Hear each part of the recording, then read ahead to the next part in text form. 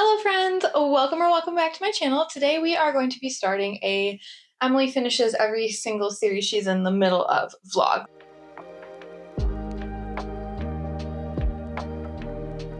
This will be episode 1, but a couple videos ago I put out a compilation of every single series I'm in the middle of, all of my unfinished business, and the total came out to about 90 series at the time. The numbers have since changed slightly. I will pop them up right here. But the premise is I have about 50-ish series that I own at least one of the books of, which means I will read it. So I kind of count that as not started, but I do count that as series I'm in the middle of because I own them, which means I will read them at some point for sure. And then I have about 25, 30 series that I have in progress, and then about 25 to 30 series where I am caught up, as in I have read every single book released, but the series is as of yet unfinished. So, with that being said, the goal with these vlogs is to work on at least 2 series off this list, with the end goal being that at the end of this year, the situation has improved, that I've completed what series I can complete, that the not starteds have been started and are hopefully done or caught up. Either way, we just want to see an improvement in the numbers because 50, if you don't include the not started, is still kind of horrendous. So, with that being said, the books I will be reading in this video to get me either caught up or finished are, if you saw my March TBR, I picked As Good as Dead by Holly Jackson. Now, this is the 3rd installment in the A Good Girl's Guide to Murder series. The premise of this book is that Pip, who solved a murder mystery in our first book and then a disappearance in our second book, is now facing a mystery involving herself, not just as an investigator, but she is being stalked. So she's also still kind of wrestling with the consequences and like the PTSD that came from being so involved in the second case. She was kind of struggling after the first book with like the emotional backlash that she got because people did not appreciate how she approached them while she was trying to solve the case of Andy Bell and all of that. So now she is really experiencing like basically the worst consequences. So this will finish out the trilogy. And then I also have Killjoy, which is a Good Girl's Guide to Murder novella. So I figured just to put a nice little bow on it, I would also read this one. I actually do not know anything about it besides the fact that it is related. So let's take a quick peek.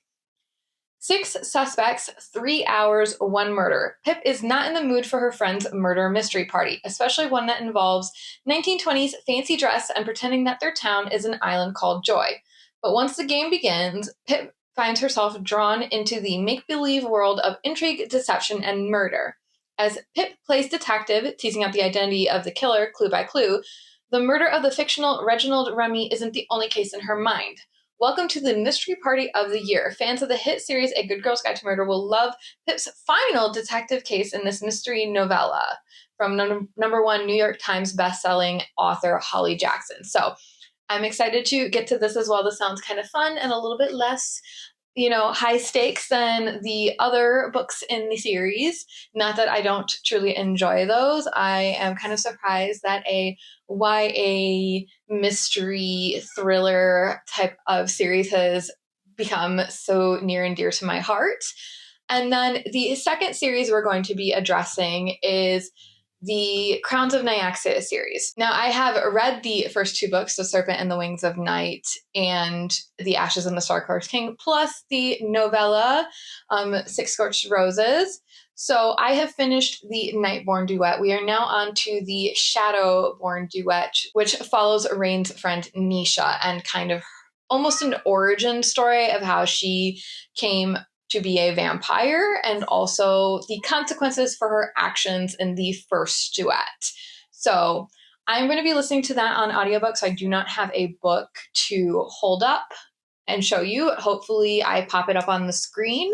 But I will do a little bit better of a job introducing that book when we get to it. But my goal right now is to finish up A Good Girl's Guide to Murder.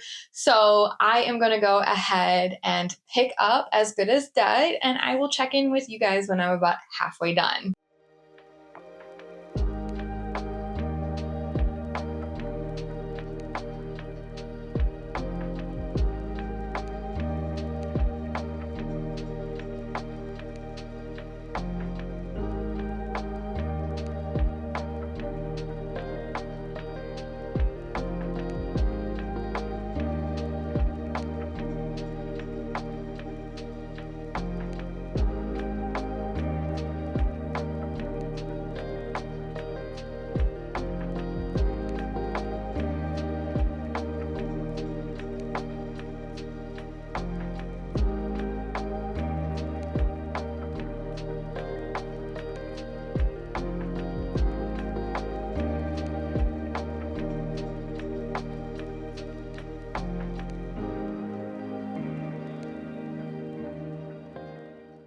So my friends, I am just about halfway through this book, and I think I've actually reached part 2. I think I like perfectly left off on part 2. I did. Look at that.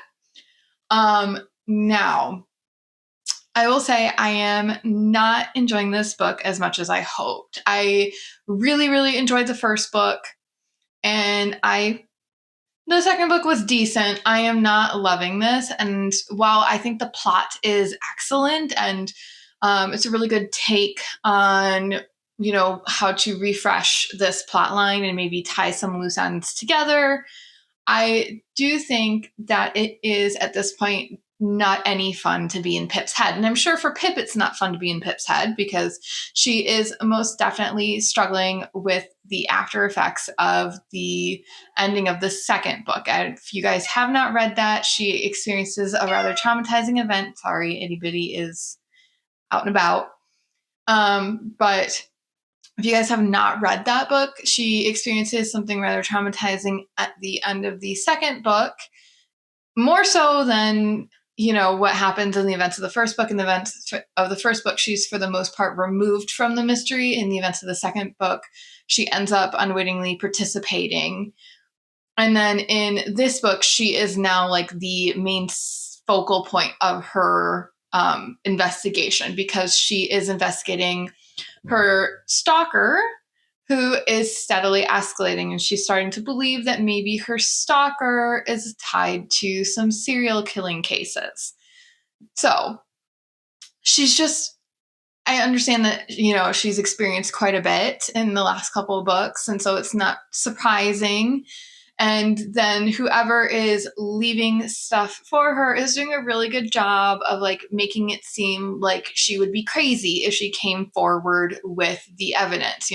They're leaving things that disappear easily, that wash away with the rain, that can be excused, so it's understandable that she is not particularly likable, but I am struggling a little bit with that. I won't lie. And then some things in this book are a little convenient. So I'm still enjoying it, but it's just not holding the same feelings for me that the first book did. And the second book, like I said, was all right. I definitely enjoyed it, but it wasn't, a 5-star read like the first one. So beyond that, still loving Ravi. Ravi is one of the world's best book boyfriends, in my personal opinion. They don't get much more supportive than that. And then I really love that in this book, Pip has really found her tribe. She was kind of struggling in the second book with her friendships. And now in this third book, she definitely has people who have her back. And I am enjoying that aspect because I think that some of her relationships have kind of settled after the events of the first 2 books. And of course, some are no longer there. I personally find, if you guys, hopefully this is not too bad of a spoiler, I personally find Ant and Lauren obnoxious. I mean, they don't feature heavily, but every time they come across the page, I kind of want to like yank someone's hair a little bit. So I have a sneaking suspicion that this is going to be somewhere in like the 2.5 to 3.5 star range, which I am kind of bummed to say for a Holly Jackson book, especially the final book in this trilogy. But I am still enjoying the journey, and I am still excited to see how the plot turns out. The second half of the book definitely takes a turn. I can't really say why because I don't want to spoil anything for you guys if you haven't read it. But if you have read it, holy moly, I did not expect that plot line to wrap up so quickly and for us to move into this extension. Hopefully that's vague enough. So I am going to go ahead and finish this book, and then I might just move into Killjoy. I'm not 100% sure on that yet, but either way, the next time you see me, we'll be wrapping up this one, and then we might be talking about the novella. I'm not going to do a halfway check-in with that one because it's only like 115 pages, something like that, and I don't feel like a 50-page check-in is really worth our time. Plus, it's a novella, so I won't be rating it anyway. We're just kind of doing a flyby. With that being said, I will see you shortly. I have plans to finish this book tonight. So, see you later. So, my friends, I have officially finished As Good as Dead, and I think I'm going to stick with what I said in my midway check-in, and this is going to be a 3-star read. Now, that's not a bad rating by any means, but this book just wasn't my favorite. So, I will say I do think the series in general is worth picking up. Just know that my enjoyment went steadily down as we got deeper into the series. So this book kind of has two major plot lines running through it. There's the obvious initial one that is on the back of the book about Pip being stalked, which is linked to a serial killer case and all of that.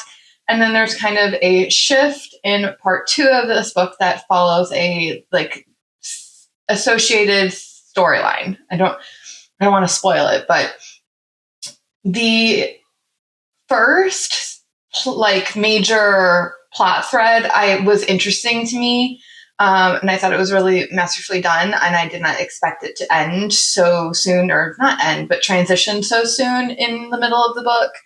And then the second one was interesting, but not what I came for. You know what I mean? So it's all right. It's all right. I'm not mad about it, but nor am I ever probably going to pick this up and reread it kind of thing. I have to stand by what I said about being in Pip's head not being any kind of fun. She is genuinely traumatized considering what's happened in the last 2 books and what's going on in this book. But she was never a particularly pleasant person to begin with, and what she goes through definitely just makes that worse and worse. And I didn't love what happened with her and Robbie towards the end of this book. This just was not my cup of tea. So right after I finished this book, I went ahead and picked up Killjoy. So this is a prequel novella. I think it was published after the trilogy, but it kind of covers where Pip's obsession with solving mysteries starts. So Connor, if you guys are unfamiliar with him, it's one of Pip's friends. Connor decides to host a murder mystery party set in, I believe, the Roaring 20s, and the dinner party is kind of a real live action Clue situation about who murdered who and why. And Pip gets very, very involved and absorbed in the mystery. As we all know, she can be a bit obsessive. And then when it all comes to a conclusion, hi. Oh, we hear you. But the way the mystery was solved was not to Pip's satisfaction, and that kind of spawns her interest in maybe solving something that seems simple on the surface but might be more complicated underneath. And that leads her to choosing the Annabelle Salsing case for her senior capstone project, which is the case that was covered in the first book. So I enjoyed getting backstory on how Pip came to choose to play detective, and the origin of that kind of obsession. I didn't love the party, and I think a big thing is that Aunt and Lauren, the two friends that I complained about in the Midway Check-in Point, are quite prevalent in this book because this is, of course, before their falling out with Pip. And they're still annoying, which I realize they're meant to be, but like it doesn't change the fact that they're annoying. But it was entertaining. I don't rate novellas, so we're not giving this a rating here. And so, my friends, we are on to the third and final book for this video, which will be The Songbird and the Heart of Stone by Cursive Broadbent. Now, this book will get me caught up in the Crowns of Nyaxia series. If you are unfamiliar with the Crowns of Nyaxia, it is a series of interconnected duologies. So the Nightborn duet was the Serpent and the Wings of Night and The Ashes and the Star-Cursed King, and then the associated novella Six Scorched Roses, all of which I adored. And those books follow Rain and Araya and their quest and struggle for power. And in those books, we meet Misha, who is Rain's really good friend, and she, at the end of those books, commits a murder. And now in this book, she is officially facing consequences for offing somebody who was fairly important.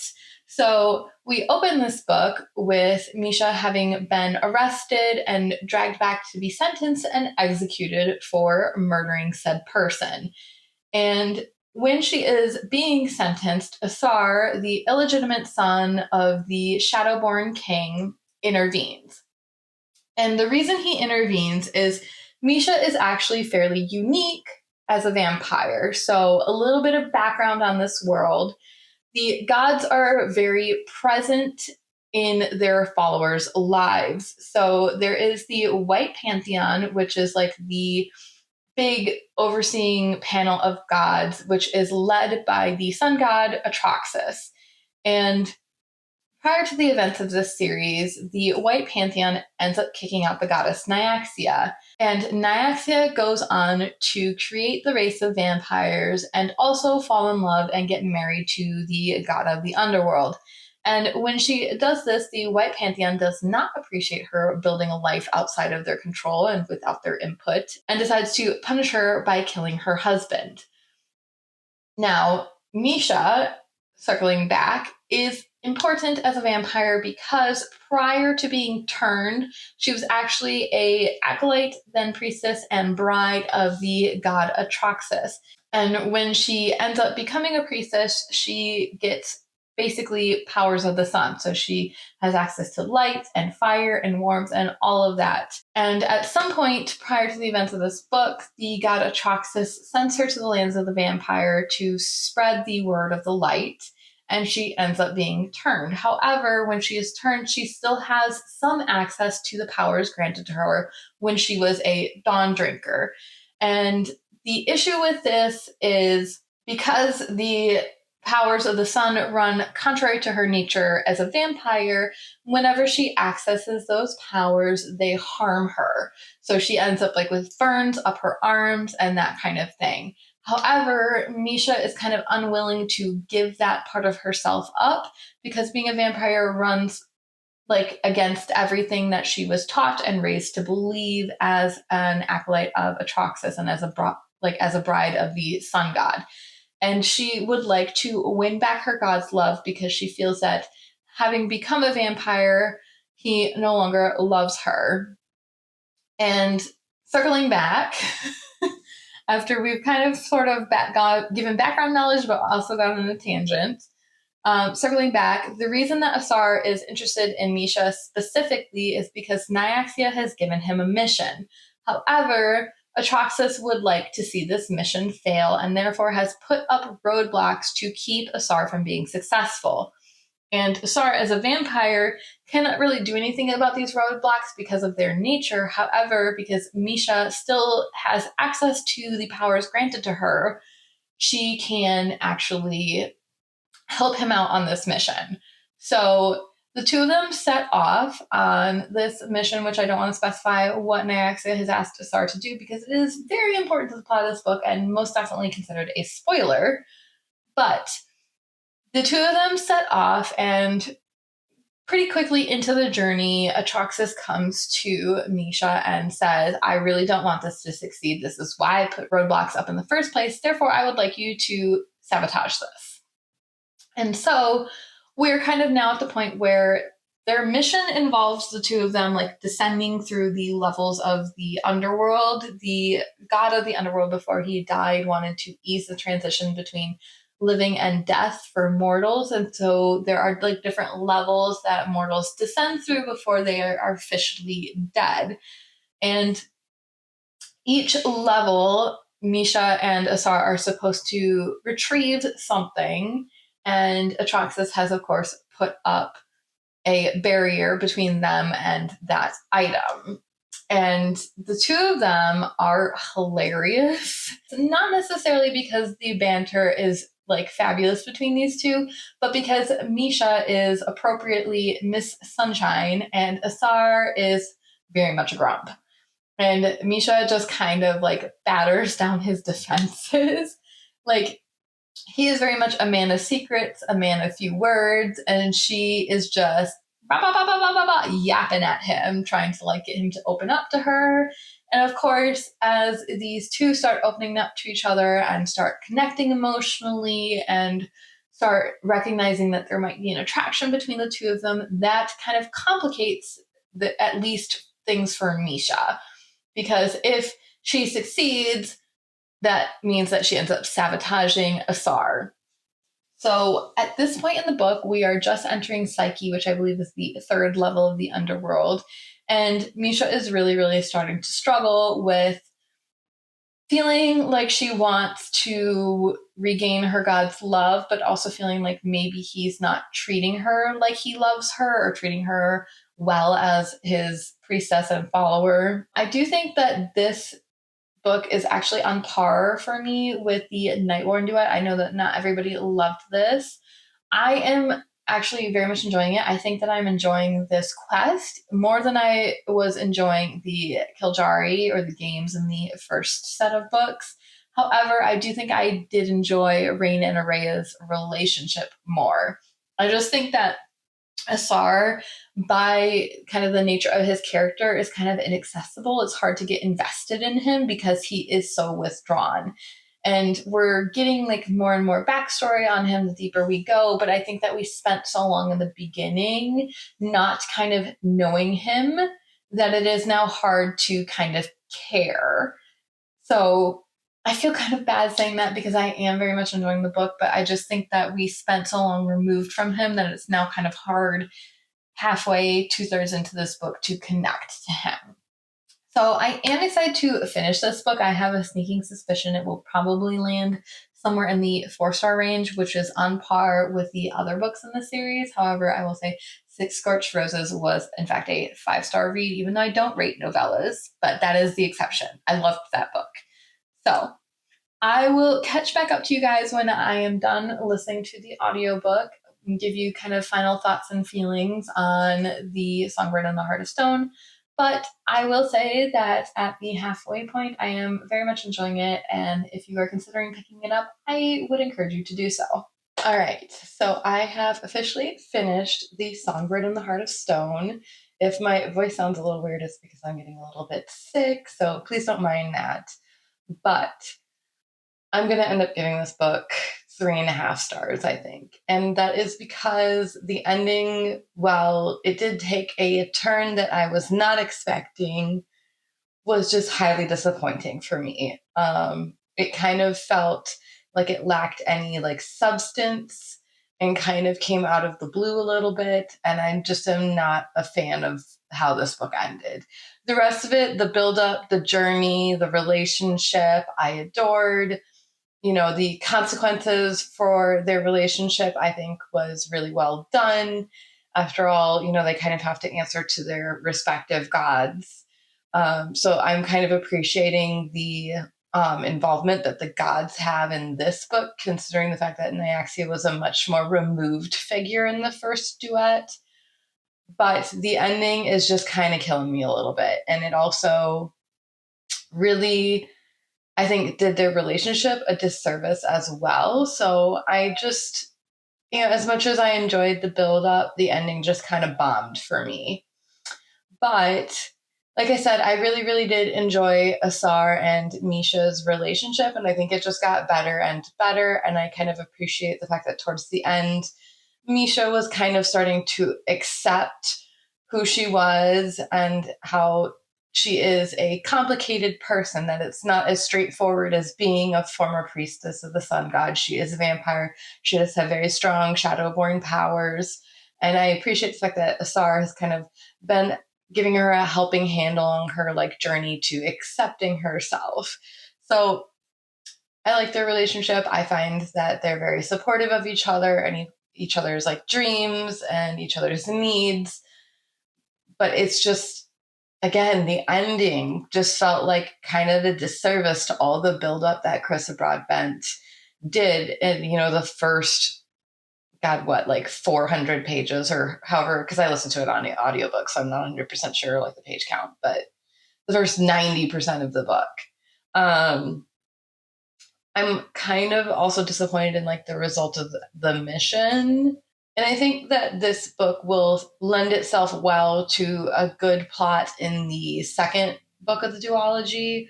Just the way it ended and the way some characters' trajectories were headed. I think that the next book could be very, very good. It's just the ending of this one was deeply unsatisfying. So I'm going to probably end up rating it somewhere between a 3 and a 3.5 stars. If you're kind of interested in where I land on finally, I am going to be doing a March reading wrap up. So that book will end up in that video. But just a quick recap before I end this video. We ended up reading As Good as Dead by Holly Jackson, which was a 3-star book. A novella, Killjoy, which kind of tells the tale of how Pip got into solving mysteries in the first place. And then, of course, we read/listened to The Songbird and the Heart of Stone by Carissa Broadbent. I will say I did enjoy reading all of these books. They just were not as satisfying as I hoped they would be, hence their ratings. But if you enjoyed the video, please give it a thumbs up. If you would like to stick around for a while, please subscribe. Either way, I appreciate you joining me. Have a good one. Bye.